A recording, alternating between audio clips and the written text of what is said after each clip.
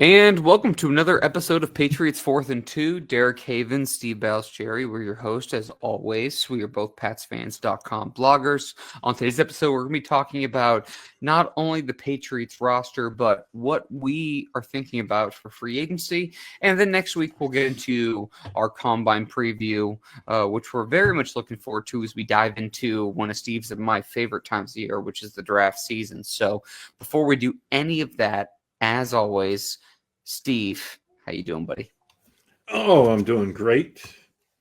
Heading off for eye surgery in the morning. So It's next fun time you getting see older, me, isn't it? yeah. Next time you see me, I'll be seeing you better. There you So go. There you go. I just want to wish our fearless leader and good friend Ian Logue a happy wedding anniversary. Also, same as mine, actually, which is ironic. But I just want to give a shout out to Russ Goldman. I want to tell everybody, please do subscribe to us on our YouTube channel, Patriots 4th and 2. And if you could give us a like or leave a review on Apple Podcasts, wherever you listen to podcasts, it keeps us high on the podcast ranking so the Patriots fans can find us. So, Steve, good luck on the eye surgery. All right. I'm sure I can think of some stupid ass dad joke by the end of the show. I'll work on that. Before we get into everything, the off season is so interesting. And you and I were talking on the phone earlier, as we do, if not daily, every other day. several times a day at times. Yep. I had sent you the link to Chris Long's latest podcast where he had Drake May on. And, usually, so for one, Chris Long just seems like such a cool dude. And he has the Green Light Pod. And I sent you the link on Apple.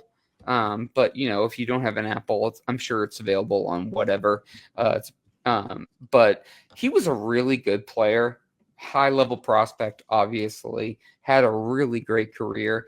I think he's almost even a better analyst than a player, which is pretty high praise because he was a really good player, but he just has such a nice, calming, he keeps things light and he really just goes ahead and makes things easy to digest, from an audio level and kind of break things down.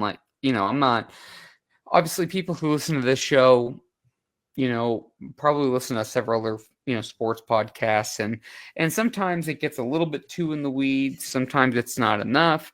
I feel like we like to keep it nice, right in the middle. But Chris obviously played in the game, was in the trenches, literally and figuratively. I just felt like his conversation with Drake May, which was about 30 minutes long, Steve, I sent it to you when we talked, and I felt like it was a good listen. And I think that if anyone wants to, I don't want you to click off now and listen to the rest of the show, but afterwards, if you're taking a drive, it was definitely worth a About 20 listen. minutes. Yep. Yeah, and Drake just seems like such a cool dude. I think the Patriots have a guy that's leading their team with the right head on their shoulders. Yeah, it was a very good podcast. I listened to that after you sent me the link, and like you said, Chris Long is just like one of those guys that he doesn't have to impress anybody, with his hot takes or whatever. He just tells it like it is, and he has a manner of speaking that gets the guest wanting to talk to him more. Mm-hmm. That's the perfect thing, right? Yeah. So, he's funny. He's funny. He's smart. He has a knowledge of the game, not only as a player, but now as an analyst where he works on, CBS on the NFL and inside the NFL or whatever, and has worked with Belichick closely on multiple times and has done a couple different things. His brother played in the NFL. So he has a really interesting kind of, I think he does a really good job of kind of toting that line as a former player and analyst. I feel like he's very similar to Greg Olson, which probably sounds like pretty high praise, but I think, the trendy thing I didn't think this is where the show was going to start off but we can just talk about it for a second. But like, I think the trendy thing for a lot of sports, not just football, has been former players being analysts, whether that's broadcasters and commentators during the game, doing like color or whatever, or halftime shows or after the game or whatever. I think that there are some players who have really thrived at it.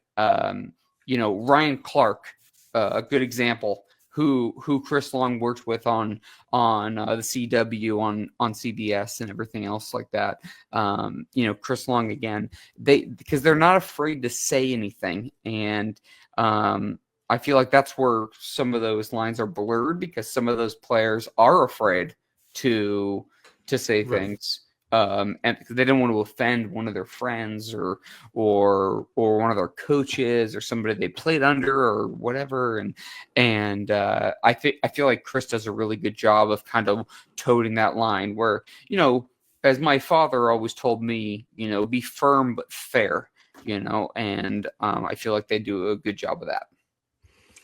They do, and again, I thought it was really good. He got Drake May talking, and I liked how he put him at ease, because a couple of times he was like, so what was your call here? Talk me through this play. Yep.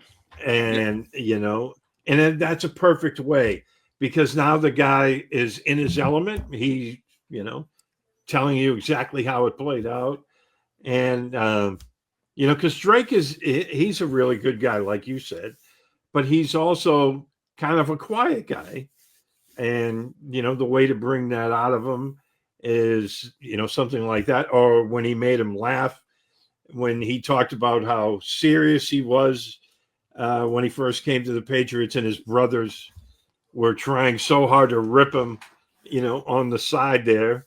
And it got a good laugh out of him and myself as well when I was listening to it. So that was really good. I really enjoyed that. Yeah, and then May mentioned getting to meet Coach Belichick. Obviously, Drake's connection with UNC at Chapel Hill, and Bill's connection there, and everything else, and then kind of everything else. I just thought the whole episode was worth listening to. For what it's worth, I mean, I there's a few podcasts that I really, really like. For people who are listening, just to plug a few, like I love listening to Mike Diabate. Our Locked On Patriots friends, our friend. I love listening to Patriots Unfiltered because I've been friends with those guys for 20 years. They do a great job. Of course. And then Evan Lazar and Alex Barth, and Alex is on 98.5 too. Do Catch 22. Aside, our friend Claire does a great job on the Claire podcast. I like Chris Long's Greenlight pod. I also, why am I blanking? There's one more I was going to mention. Well, I like the one that Tom Curran and Phil Perry do. Yeah, I like that one too. I listen to it. I love Phil Perry, dude. Such a good dude. He's so annoying because not only do I love his insight, he's good looking and he just is really articulate. It's really frustrating. It's like, dude, you got it all. I mean, Tom calls him the senator, right? For a reason. Yeah. Oh yeah. Oh, 100%. He's got it going. Okay. Sorry, my dog in the background is. Yeah, I have one right beside me that's doing the same thing.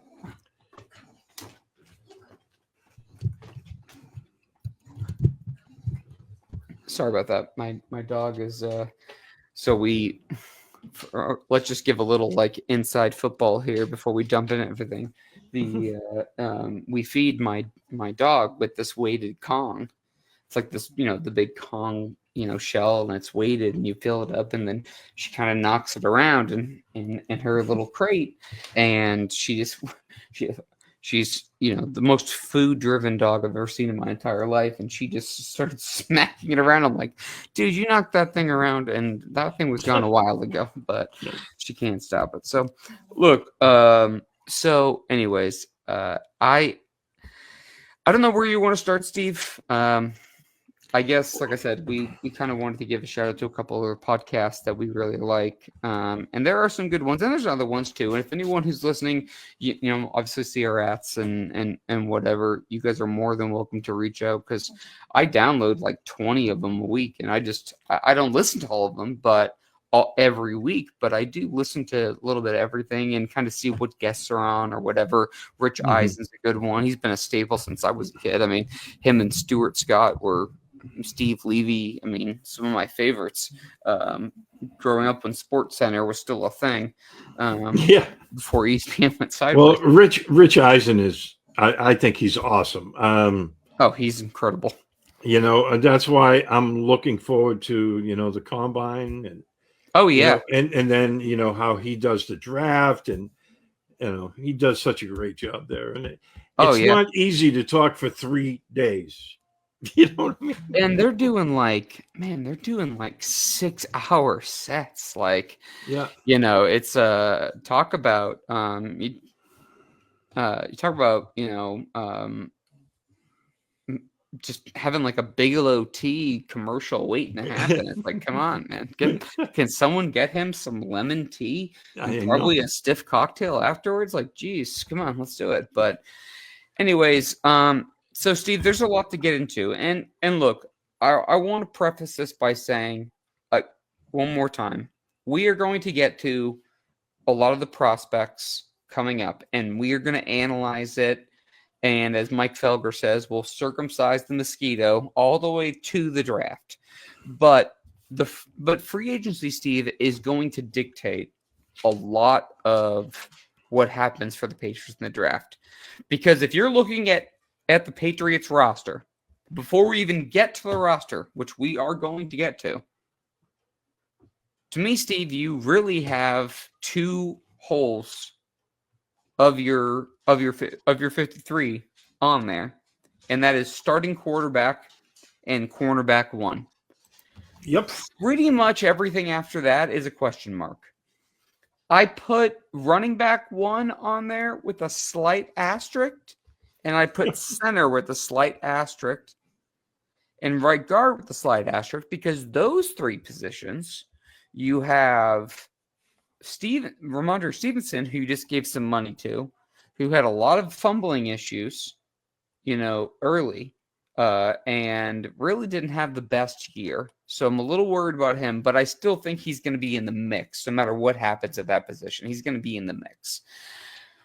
Center with David Andrews, I mean, you could be worried if he's going to retire or not. As we've mentioned on the show previously, I think that him being at Mike Vrabel's press conference, to me, as an uninformed outsider, I felt like maybe that looked like him kind of giving his support and wanting to be there for his future coach for another year or two. That's kind of how I feel.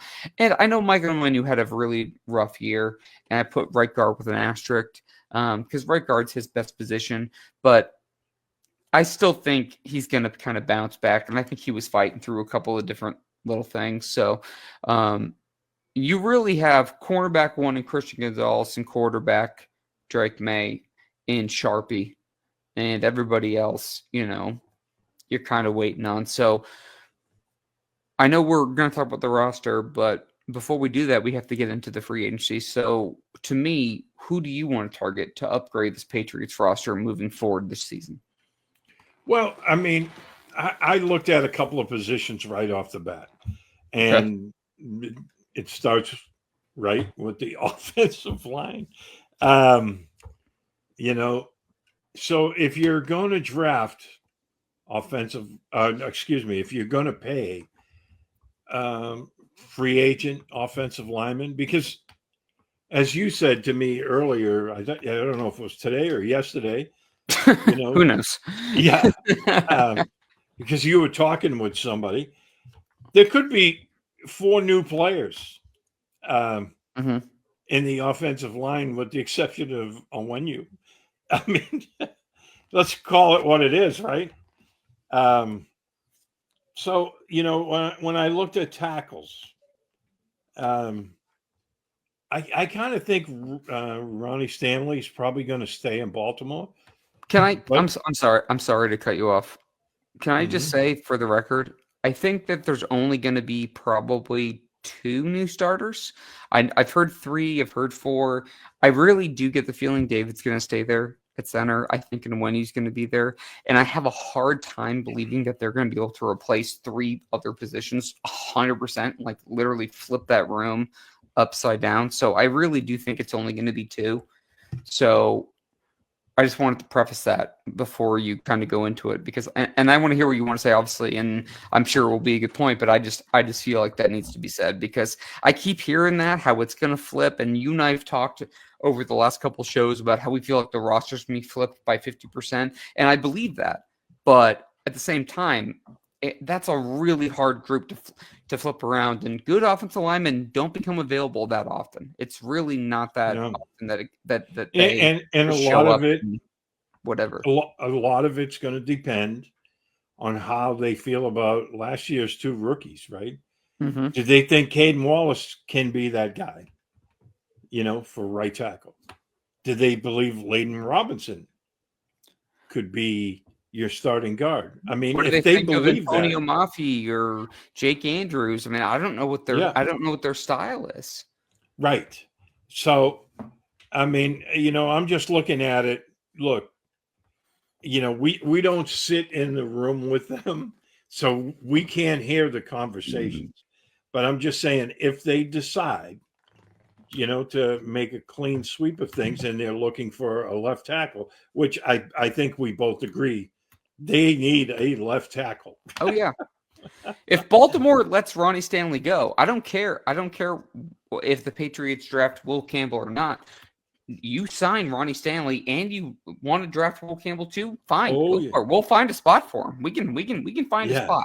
yeah. But Because those are first world problems. right, yeah. It's having too many left tackles, because not many teams have that issue. I think Will Campbell could be an all-pro center, an all-pro guard, and a Pro Bowl tackle. I think the biggest question with him, which we'll get to next week, because he's been kind of a pretty popular Patriots pick in mock drafts. Like Field Yates just had his latest mock draft on ESPN, and he had Will Campbell to the Patriots. And let's not forget, Field Yates worked for the Patriots. He worked for Mike Reese, and we know that not only does Mike Reese have an ear to the team, he's more connected with more than anybody, and he also literally worked for the team. So to me, I wonder if that's when there. Mike says stuff, you kind of lean forward in the foxhole, as we used to say, Yes. because that is something you pay attention to. Mm-hmm. Like a lot of times he doesn't say anything definitively. He'll just say, I'm kind of thinking, watch for this guy. How many times have we joked about that on a Sunday column where all of a sudden it's like usually 10 bullet points? Usually Yeah. there's like one that's like Yep. 10A, 10B or whatever, but it's usually 10 bullet points, and it's like 7, and like it's a small paragraph, and the last paragraph's like, oh, by the way, this is his manager, and there's a connection because of this, and this is his agent, and that's why they're connected, and you're just kind of like, wait, what? It's like a throwaway comment. Yeah, your ear starts to going, whoa, hold on, Pay back attention. up. And Mike, who, by the way, best in the business, doesn't just throw things away. So the fact that he's done that in the past and whatever, but just he's always someone you got to pay attention to. But anyway, yeah, if they let Ronnie Stanley walk, which I'm kind of doubting they do, but I would definitely kick the tires on that one and offer him, overpay him a little bit and see if he'd be willing to come here, because I think he is outstanding. Well, and he's the kind of player, Steve, that you have to overpay, right? Because he's a veteran guy. He wants to win. as all the players do. All the players want to win, of course, but they also want to get paid, and they want to get paid the most. But there's not a whole lot of incentive to go to Foxborough right now until they build a better program. So they're going to have to overpay, and we get that. But at the same time, if Baltimore lets them go, they should do that, because that would buy you some time. If you don't want to go Will Campbell at number 4, maybe you go Travis Hunter, Abdul Carter, whoever it is at number 4, and then you have Ronnie Stanley, and you take a guy in the second round and you try to develop him and see if it happens like that. But that is what you have to do. But the high end talent in free agency, you're going to have to go ahead and probably give a little extra money in the kitty too. Oh, I think they're going to have to give a bunch extra. Yeah. But yep. I mean, if, and that's a big if he makes it to free agency, he probably won't be looking to come to New England. So in order to make that happen, you'd have to sweeten the pie for him quite a bit. Sure. But that being said, I mean, that would solve your left tackle issue. The other guy, if they want to explore that in free agency, because again, they have the money. Trey Smith. And the money isn't going to help you in the draft, So therefore, if you're looking at another guy, Larry Jackson. Oh, okay. Different guy than I was thinking of. Okay. Yes. Trey Smith. So Trey Smith to me is a guard, and I've heard that name floating around a lot. And the only reason I even brought it up is because I think it's an interesting conversation, because it's like you're already paying Mike Onwenu $19 million. Do you want to have 2 guards that be making a crap ton of money when your tackles are an issue too, and you need to have money go to there? So go ahead and advocate for your guy.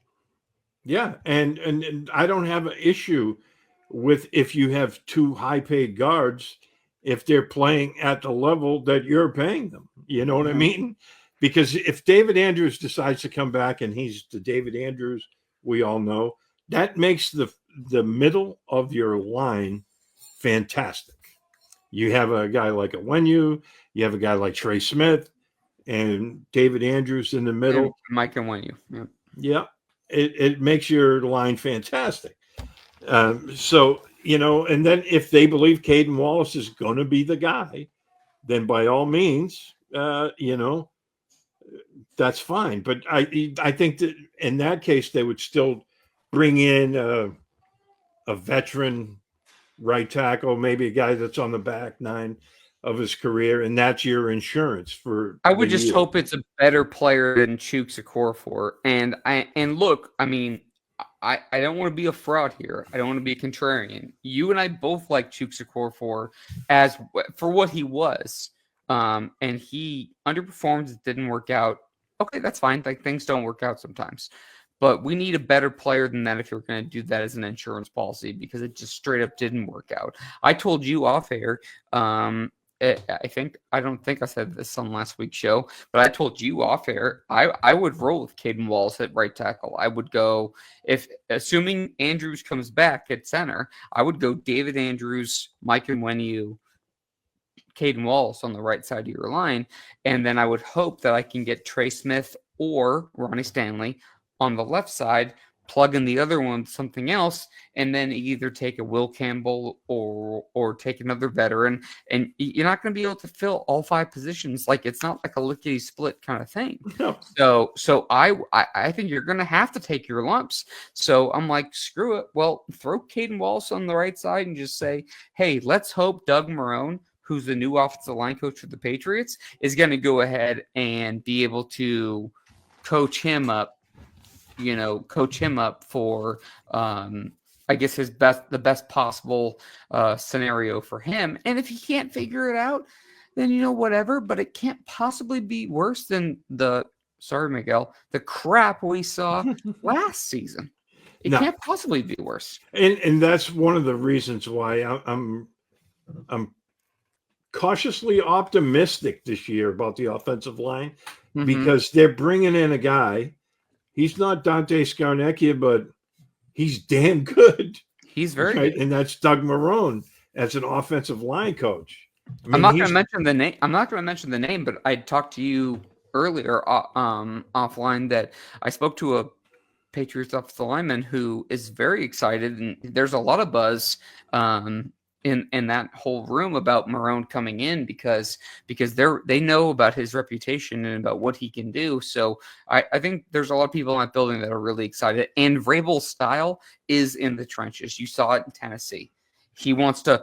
Vrabel's an old school guy. He wants his front seven to be a certain way. He wants his offensive line to be a certain way. He wants to run the ball. Now, that doesn't mean that he doesn't want to go ahead and throw the passing, have a passing game.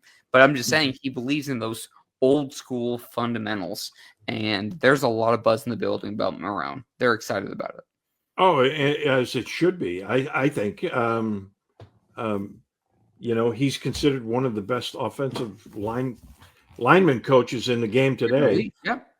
And guys like him and Dante Scarnecchia, they bring out the very best. I mean, you and I, again, we talked about this offline, but how many times did the Patriots bring in an offensive lineman and everyone was like, who the heck is this guy, right? Yep. And the next thing you know, maybe he wasn't all pro, but, they did great jobs. I mean, Stephen Neal wasn't even a football player, I mean, and he was a great wrestler. Yeah. And he ended up being a really, really good football player, working with Scarnecchia. Oh my God, that reminds me of another podcast. So you got Julian Edelman's podcast, Games with Names, had Rich Ornberger on, another former offensive lineman, also another wrestler. And he had a hilarious story about Randy Moss and him. Yes. So if you want to look up that, if anyone who's listening to the show wants to listen to that was freaking hilarious because Randy Moss was awesome. That was Randy one of Moss the funniest. called him coach, and he was so pumped because he's like, "Oh my God, Randy Moss has a nickname for me." And then Randy Moss literally found out that he was a player. He didn't realize that Rich Ornberger was an actual player on the team. And that whole thing, that whole exchange was so funny, man. Julian's another guy, man, does a really good job with being a former player, good analyst. He's able to go ahead and make fun of things, tries to be, down to earth and whatever. And oh man, that was really, really good listening. Yeah, that was funny. But again, Rich Ornberger, another one of those guys, they bring him in. He played real well for them. I can think of others. I mean, even, you look at some of the guys they drafted highly that were panned by people. What's our big German friend there? Vollmer? Yes, Sebastian Vollmer. Yeah. He wasn't very highly thought of, and I think they took him in the second or third round. It was the second round because it was 2009 because it was one of the years it was the year they had 4 second-round draft picks. And he turned out quite well for them.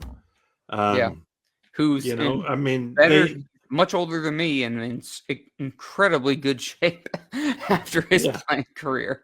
I mean, look at Logan Mankins. I want to say he came out of I think it was Arkansas, I want to say.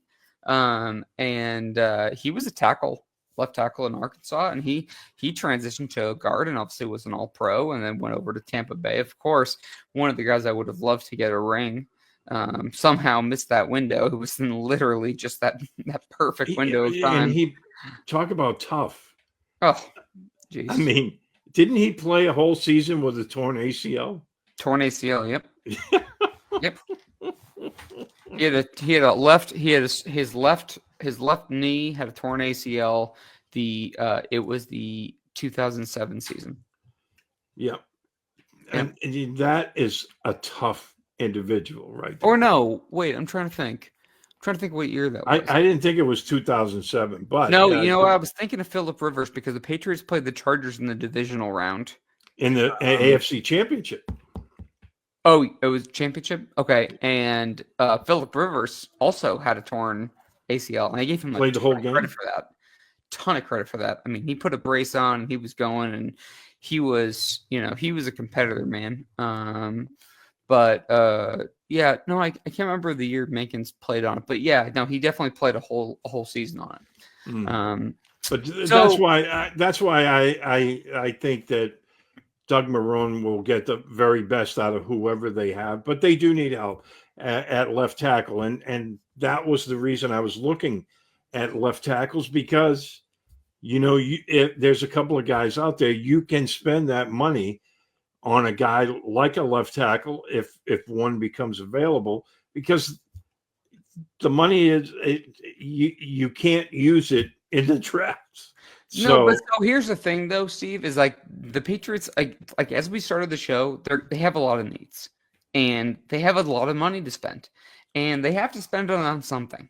So they also are going to have to overpay in order to, to fill those needs. And no, they're not going to be able to go ahead and do it all in one off season. It's not going to be a fix. It doesn't even be a couple of years ago where they're spending money and filling all these things. We saw firsthand. You can spend $250 million if you want to, but that doesn't mean it's going to go ahead and solve your problems. So we have to see what what happens with that. I guess just to kind of move things forward a little bit. Who else on the offensive line, if there's anyone, do you have to mention, or is there any other player that you want to bring up? Well, those were the three guys that I was looking at, because I was looking in terms of kind of big money kind of guys, and that's what I based the top players that I'm looking at. So for me, real quickly, and I'll be real quick about this. For me, real quickly, I would say, look, obviously quarterback, you're set. Running back, there's a couple of guys that you could potentially bring in. I think that between Stevenson and Gibson, I think that you have a good tandem there, but it's a very deep running back class that we're going to get to at some point, probably in the next week or two. And there's a lot of good running backs. I'm sure Drake May's going to be advocating for his guy from UNC. If you haven't watched him, you should. Tight end, I think, is interesting. Receiver, T. Higgins is a big one. They're I listed three possible wide receivers that I would like to see them. So let's put a pin in that for 10 seconds, and we'll circle back, go over that, and then we'll go to break, and then we'll go to the roster. But so obviously receivers, a big thing.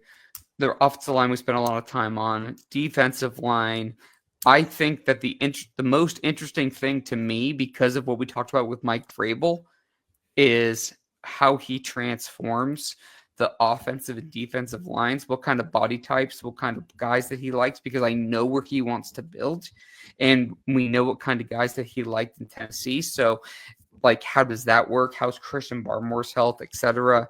What's that? Juwan Bentley. I thought he was sorely missed last year. Well, is he in Mike Vrabel's, mind for this year, 2025? I don't know. I think that they need to get a veteran corner and draft a corner and go ahead and, play someone off Christian Gonzalez. That, I think that Kyle Duggar had an ankle injury. Peppers had the off-field stuff. Are they able to rebound? You saw Pettis, I thought, kind of show up at the end of the game. We've seen a couple of young corners kind of flash at little times, but Mike Pellegrino leaves because of the coaching changes. So where does that come from? So we'll get to all that kind of later. Do you want to hop into the receiver stuff now? Sure. Okay. Give me the names that you brought up. Yeah, I mean, I have a good feeling I know two of them. Well, T. Higgins being one of them. I mean, if they don't franchise him, but even if they do, there could possibly be a trade worked out. So, I'm just assuming that maybe he isn't on, available, I guess. The other guy, there's two other guys actually I was looking at. Godwin from the Buccaneers, of course, and Amari Cooper. Now, Amari Cooper isn't your, game breaker anymore. He's not that, he's not in the same realm as some of the top guys like How much Jefferson. Godwin is either, especially after his injury too. Yeah, but I mean, Godwin's always that guy that gets open, Catches the ball. catches the ball, and he comes up big at big times. We saw that year after year. Chris And Godwin actually, would have been so good with Brady. I mean, oh, obviously he was he when they beat the Chiefs in Super Bowl a couple of years ago, but he would have been so good if they could have played several years together. I mean, he is like the prototypical. I know we don't have it right now. Hopefully we get back to that point, but the prototypical perfect Patriots receiver. I mean, he just does everything right. He's Russ's type of receiver. He's not flashy, not a diva, gets open, catches the ball, picks up some yards. He does so many things right. I just wonder what that knee injury is going to do to him and moving forward. Yeah. I mean, that's a legitimate question, but he was just one of those guys I was looking at. And the other guy is Amari Cooper, who I like. Yeah. I just think he's one of those guys, right? That, you put him out on the outside, teams will have to respect him. He's not the game breaker, anymore, but I think he's still really good. And he's one of those guys that will make the other guys at the wide receiver position better, like T. Higgins would, because they will have to, they would have to identify him every time he's out on the perimeter, and he's going to draw top coverage. So, it'll help the other guys out there. And those were, I mean, there's other wide receivers that are going to be open, but those were the main guys I was kind of looking at. Similar to the offensive line, I know all five don't play all the time, but you usually have at least five going, right? Mm-hmm. So to me, you have KB, you have Pop. This is super unfair to say without having any background knowledge. Okay, so again, this is just like me kind of knowing personalities and nothing else. I have a really hard time seeing Javon Baker making the team in his second year because I wonder how him and Vrabel are going to clash together. I can see that going great or horribly, one or the other. I still believe in Jalen Polk. I think Jalen Polk is a good player. And I think he had a really frustrating rookie year for a couple different reasons. And I know he was hurt for a little bit. He fought through it. I think it was mental with him. I still think he's a good player. Now, do I think he's going to be a top 2 receiver? No. Can he be a top 4 receiver? Yes. So I think KB can be a top 4 receiver too. I think Pop Douglas is the top 4 or 5 receivers as well. So if you have those 3 guys, well, you're looking for the top 2, Steve. And in the top 2, if you can get T. Higgins, and then you can maybe add the cherry on top next year, because we know every single year receivers become available. Maybe you pay T. Higgins this year, draft a receiver in the late round, see how it goes, try to develop the younger guys a little bit more. Yeah, it's not perfect. But at least you have some kind of basis. And then all of a sudden, X receiver from a different team that's a legit one or whatever comes available. Well, if you can take care of your offensive line and you can take care of some of these questions that we have, next year you can trade your first and go get that guy and pay him. Because you're going to have the money. You're not going to spend all your money on just one offseason. It's not going to happen. So to me, I wonder if you can add that cherry on top later. And that kind of gets me to the whole like Ted McMillan thing. People have been asking about him and why I haven't mentioned him as much. And I did go to U of A, University of Arizona, and to me, I like him. I'm not sure I like him at 4 as much as some of the other guys, but to me, I want to add that legit star receiver Like, I think T. Higgins is a low end 1, super high end 2. I don't think he's like let's be honest. T. Higgins is not Jamar Chase. He's not Justin Jefferson. He's not Tyreek Hill. But he's still really good. So it's like but because he's going to hit free agency and the Patriots are not great, you're going to have to pay him like he is those guys. That's just how it works. And I just wonder how they approach everything from that thing, because they're not going to have the ability to pay everybody and fill every hole just like last offseason. But they just have to make the right moves, the smart moves, and make sure they're moving in a linear forward line. I agree with that. I mean, and again, I was looking at top tier guys because of the cap situation, right? If you say they were able to work a deal with Chris Godwin and Amari Cooper, both of them, for decent but not outstanding money, right? Then your wide receiver in the draft isn't as pressing. You can still take a guy and develop him, but it's not to the point where we have to get one right now. But if T. Higgins is franchise tagged, which is the rumor right now that he's going to be franchise tagged for his second season, which is Cincinnati's right, which would be surprising for a few different reasons. The biggest one, in my opinion, would be because the owner of the Bengals is traditionally extremely cheap.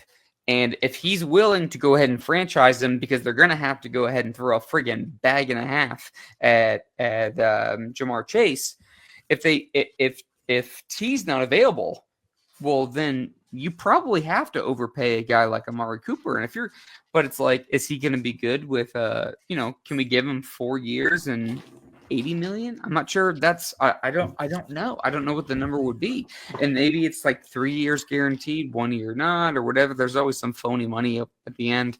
I'm not sure, but it's like, maybe you have to do that. Take your medicine and say, hey, look, you know what? We want Drake May to do well.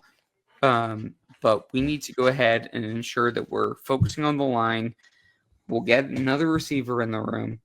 We feel like our running backs, I think Gibson surprised me a bit, but everybody else kind of underperformed.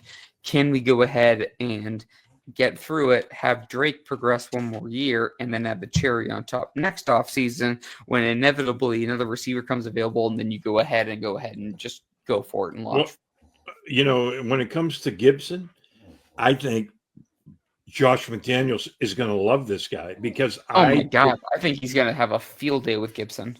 Yes, because the Patriots did not use Gibson enough in the passing game. This guy has always been a very good pass receiver. I think Gibson and Pop Douglas are going to have monster years with McDaniels and their offense. Well, there's no reason why they shouldn't. But on that subject of running backs, I like Ramondre Stevenson. I think he's outstanding. But I could definitely foresee him being dealt this year. I just wonder what the dead money would be. But I don't know. I guess we'll get to that when we can. Yeah, I mean, the amount of fumbles, and we know he plays hard on every snap, but that is concerning. I mean, when you put the ball on the ground 7 times in a year, wasn't it like 7 of 8 games? Like it was. There was a bunch of them in a row. Yeah. So in terms of positions, Steve, that need help, everyone. Yeah. We just need to drop off packages, like they're like the Patriots are like one of the villages in Africa. We just need help. Spend that USAID money right here in New England. Yeah, there's a whole little political rant we keep going, but we're gonna go ahead and stay, unbiased here.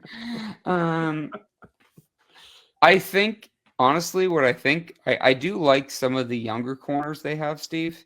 I like Marcus Jones. I don't think Jonathan Jones is the exact same player he was 2 years ago per se, but I still think he's a good player. We know Christian Gonzalez and what he is. I think we think of him, and similar to what I think a lot of the NFL thinks of him. I mean, he's one of the best, probably five, I'd say, in his position group, which is awesome. I would go.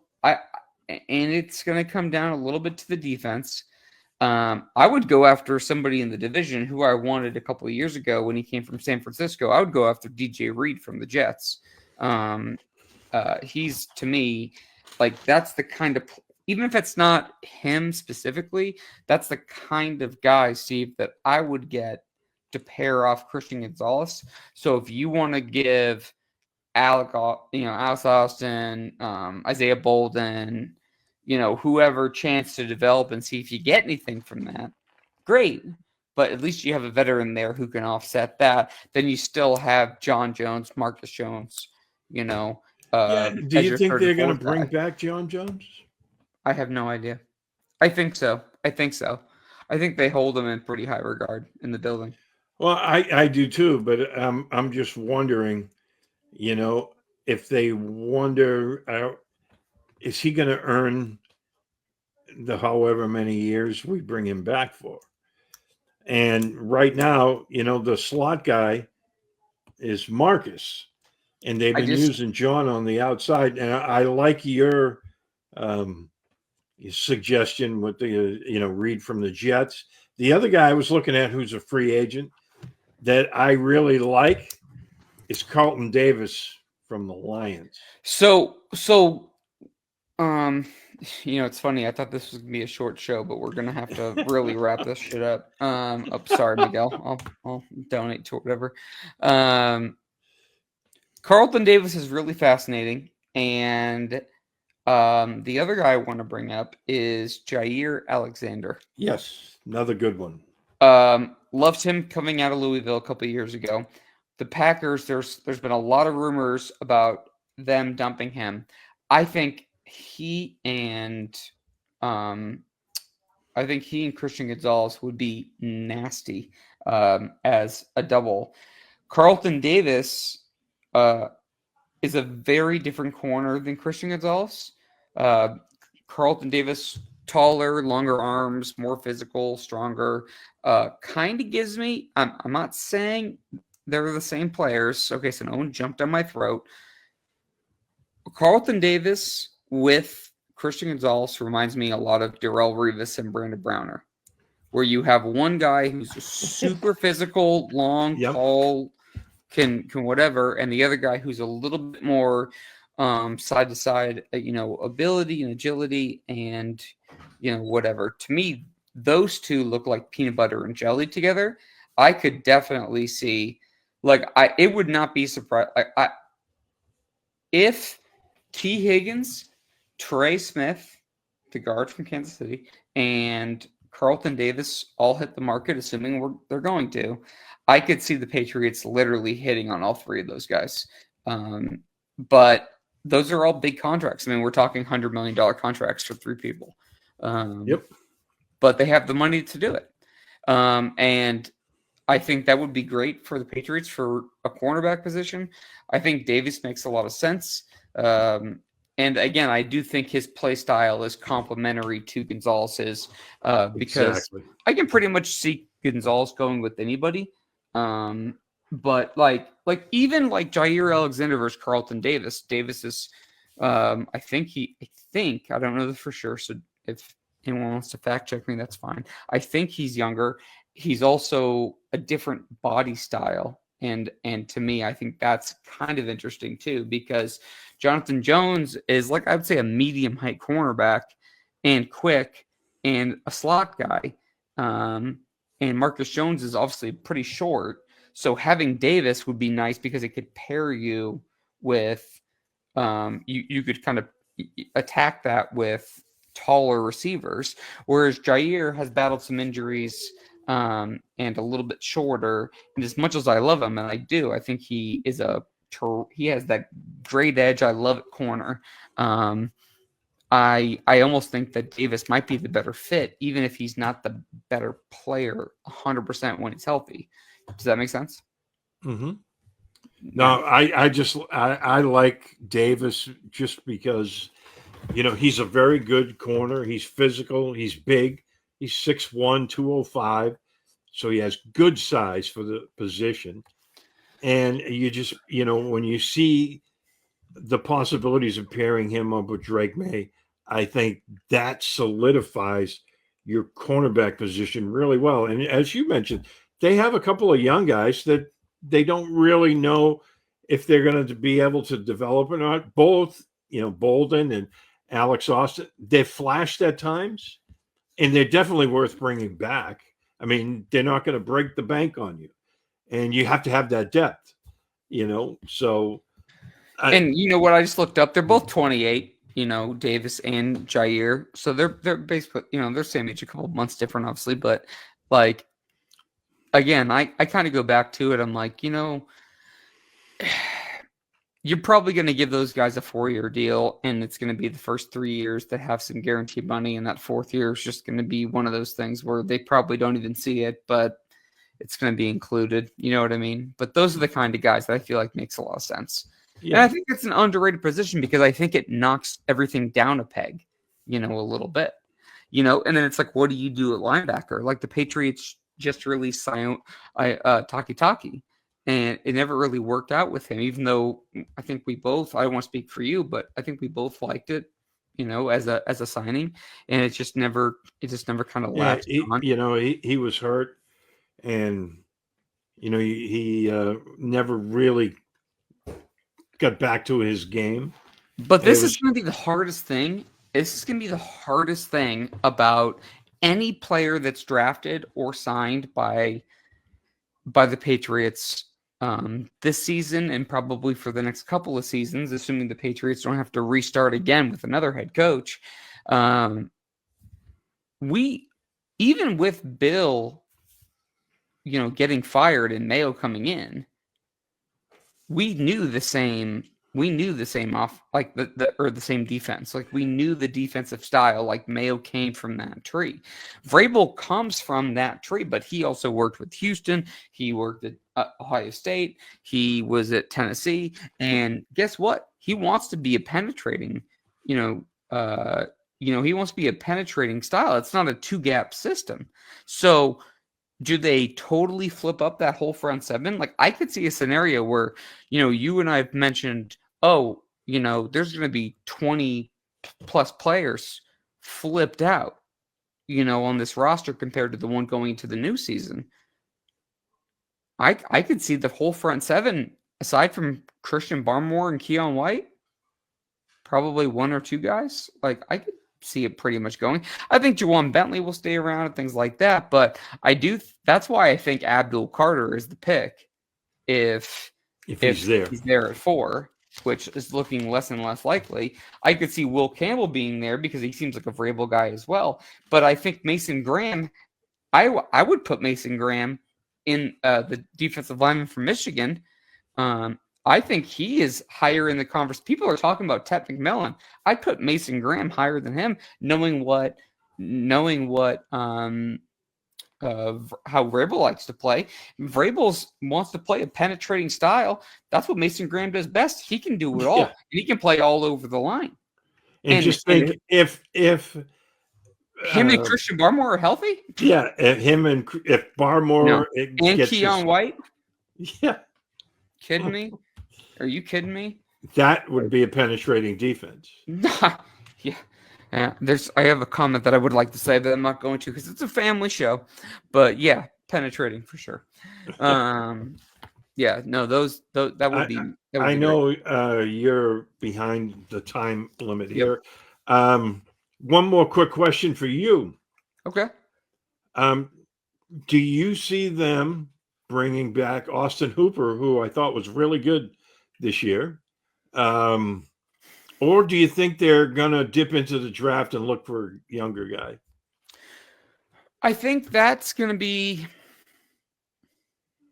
a little bit determined of what they think of Jaheim Bell. I think Henry's staying. As if I want to go ahead and circle back to the beginning of the show, we talked about Drake May on Chris Long's podcast. He talked about how Hunter Henry, Austin Hooper, both great veterans to have in the room. That's why I mentioned it. Yeah, I kind of thought so, but I can read your mind just like your wife can, because as we joke around all the time, we basically talk to each other more than our wives anyway. So screw it. But Hooper's interesting. I think so. I don't think he's not going to break the bank. If Drake likes him, he seems like a guy. I don't know this for sure, but he seems like a guy that would fit into Josh McDaniels' offense versus the offense they ran last year. So if Drake likes him, he fits in there. Seems like a guy that is, very likable. I mean, I don't really see what the downside is. I think really the biggest upset or the question would be, what do they think of Bell? Tight end, there's a couple of guys coming out, and we can talk about it before our combine preview. I'm curious because I think a guy like Bell, Josh McDaniels can find a definite role for a guy like that. Mm-hmm. Yeah. Whether or not they think he's going to be that type of guy, we won't know until they start hitting the field. I think another thing that I want to mention too, because I just brought this up, and I know we got to wrap up, so I want to bring it in kind of full circle. We talk about a guy like Tet McMillan, and I don't want to dump on him. I don't think he's a bad player. I think he's a good player, and he should go in the top probably 10 or 12, and he will. The quarterbacks and everything, we'll hear the scuttlebutt and the rumors and everything else coming out of it. I think the Penn State tight end, I think he makes more sense for the Patriots than Tet does. I really do. I mean, he reminds me of he's the closest prospect, I think, since Gronk that I've seen. Brock Bowers was a different beast coming out, and he just set some crazy records.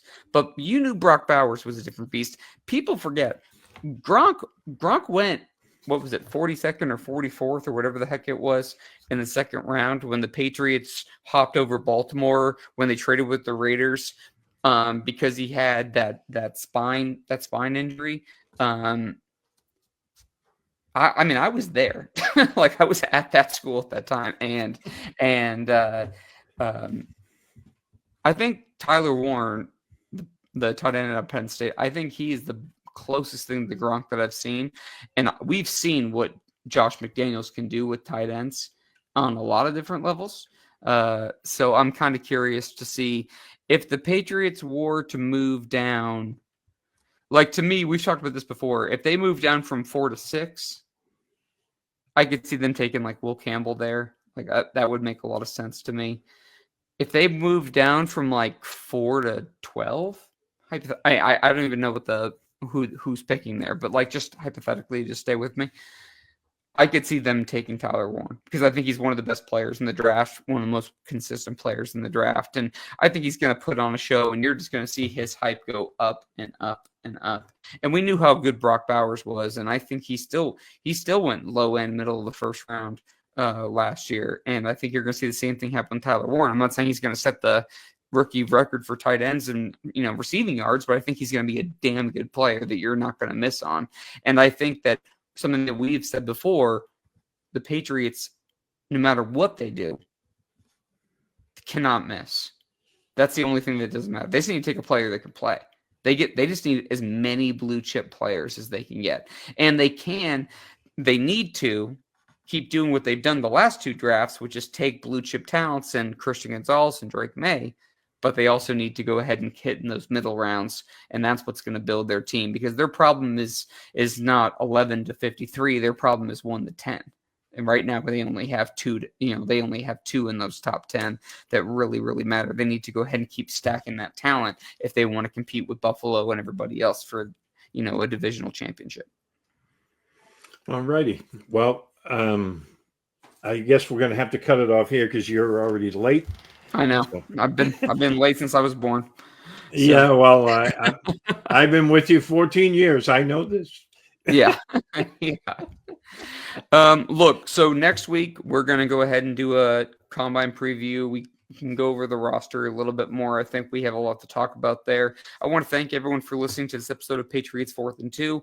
Please do subscribe to us on our YouTube channel and like, share, or leave us a review on Apple Podcasts, wherever you listen to podcasts. It keeps us high in those podcast rankings so other Patriots fans can find us.